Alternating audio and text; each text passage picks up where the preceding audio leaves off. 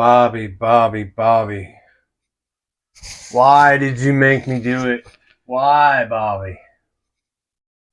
Hmm.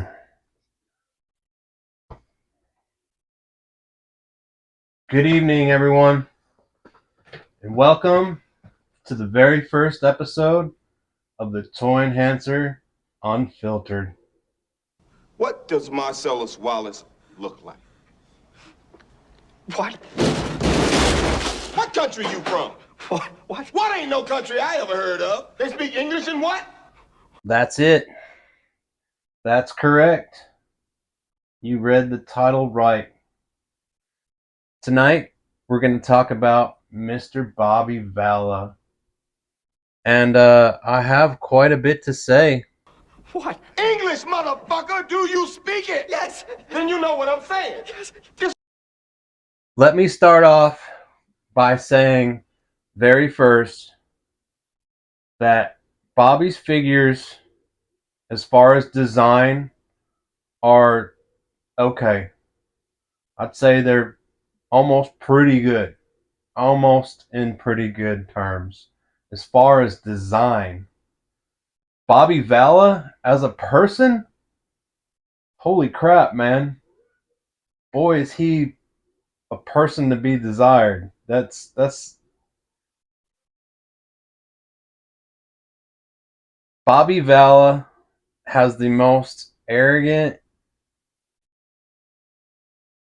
awful attitude that I've ever noticed.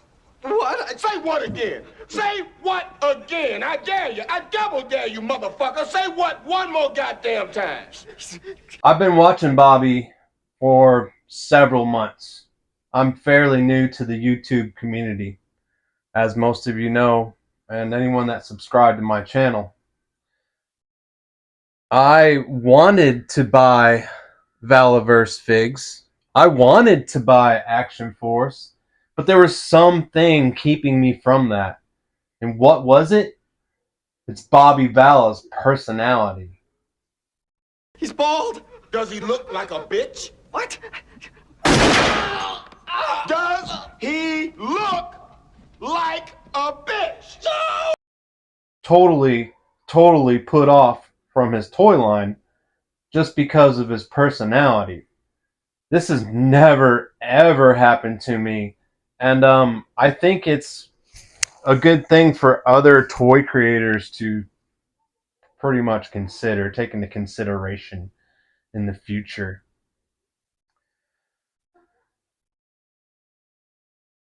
Let's get down to the basics of what has thrown me totally from the line as of right now. About a month ago, my friend Krusty Old Crow came from Canada, brought me my very first Valaverse figure. Okay, he brought me my Valla fig, and it was the Pandora. Okay, thank you, Crow. That was very nice. Very nice of you. I do like this figure.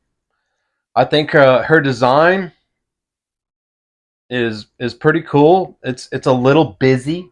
It's a little busy. Just has a lot going on, but it all around it seemed like a pretty good figure. I was gonna do this video regardless, but I figured since I had the action figure up on my shelf, I might as well go ahead and play around with it and check it out and whatnot. I wish I filmed it. I wish I did do a review on it, but there was a major problem while I was moving this figure, and yeah, you can see right here, her foot broke off, man. Her foot broke off. There's over 800 figures in this room alone. This is just one of my rooms. There's over 800 figures in here that I've been playing with, moving, adjusting, dropping, all kinds of stuff. I take them outside, I play with them. Not one of them has ever broke, especially at an ankle. Okay? Hang on. There's more. We're going to go further. Does he look like a bitch? No! Then why you try to fuck him like a bitch, Brett? He didn't. Yes, you did. Yes, you did, Brett. You tried to. As I inspected the ankle where it broke, of course it broke at the point that inserts into the foot. I noticed the foot was hollow. There's a hollow line. Now, are all feet made like that? Maybe. I don't know. I've never had one broke before. So, but why is it hollow? Why can't that just be solid? All right. So, and all I did when I broke it, I was trying just to move her ankle up into the standard flat position. It was kiltered down like this, and I still can move the other one. It was kiltered down, and I did this, and it popped and broke. Snapped like a twig on me. Please leave a comment if any of you have had this happen to your Valla figs, because this is the very first one that I've ever put my hand on and moved around, and I already have this happen. All right, hang on. We're going further. We're going further, people, because you guys know that I'm into toy modifying, and I deal with all types of plastics. I have to buy special glue for some. It's an ongoing battle of learning the process of bonding plastic to plastic. You have to know what kind you're dealing with, the durability of it, as I examine this figure. And you can do this at home. Maybe if you have a Pandora, you can do it. But do this at home. Do this for me, okay? Take your thumbnail and push it. Try to push it into the figure. Okay? And rub it down the figure like on the pants. And you'll feel this. This is a very, very hard plastic. Like it's almost, I'd like to call it almost like a brittle plastic. And over the years, we all know plastic will get more brittle and more brittle. Okay? So I was like, what the hell are these things made out of? And then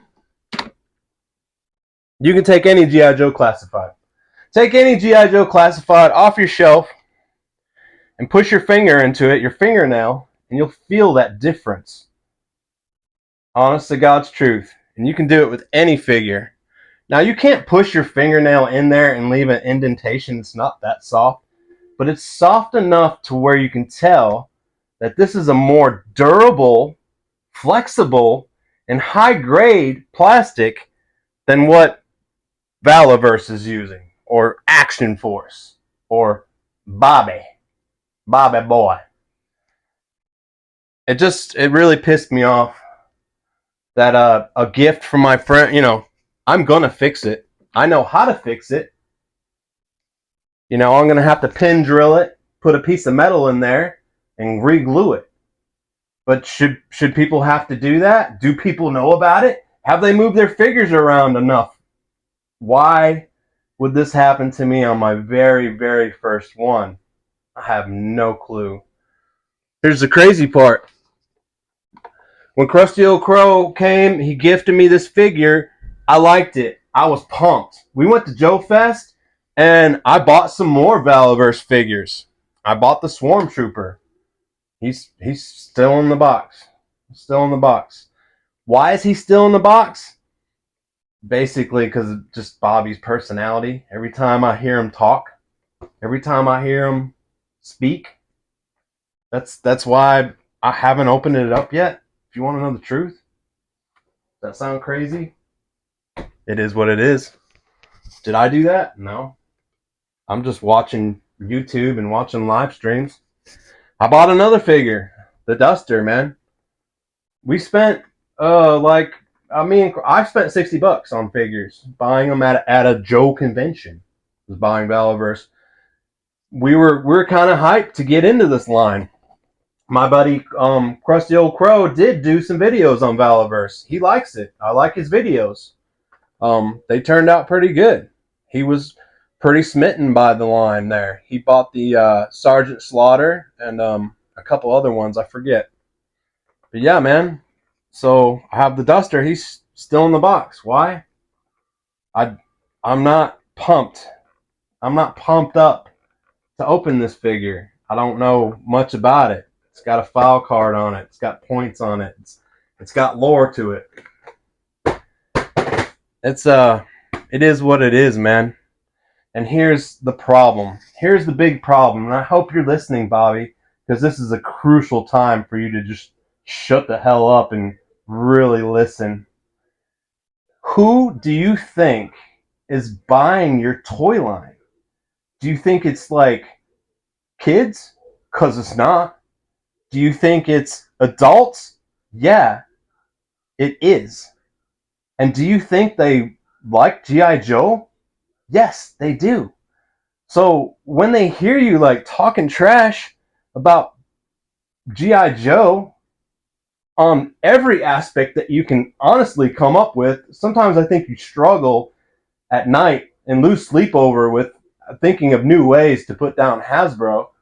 You're also tearing apart the fan base and making us just shake our heads like, dude, I mean, why can't you just shut up about Hasbro and continue with your toy line? If it's such a successful toy line like you say it is, then why do you have to shun down Hasbro all the time?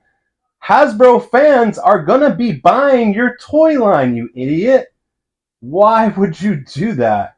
That's so stupid because you got fired or whatever. I understand you used to work for Hasbro. I'm trying to pick up all the stories behind it and why you have such a vendetta. But the basic truth of it is you are in the toy selling environment. You're here to sell toys, bro. And if you're gonna put down like other toy companies while you're doing it, that's just gonna make people not want to buy your toy, man. Especially people like me. You put all this hard work into your company.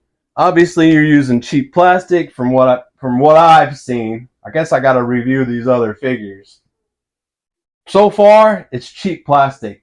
The same shit that Super 7 used on their G.I. Joe. Okay? If you want to know the truth of it. And yeah, those broke on me too. But yeah, first figure in my hand and it breaks. Man, come on. And then I see you on the 3POA. Laser Pants. I love you to death. And I'm not putting down the 3POA or anything like that. I love that show. I think you guys are funny. I think you guys are entertaining. And in fact, Laser Pants, when you went to the SDCC, I was watching you the whole way, bro. It was hilarious. I had a good time that weekend, and it was all because of you and Travis Moody. Travis Moody had some great interviews, and you guys engaged, and it was entertaining, which is how the toy community should be. All right? But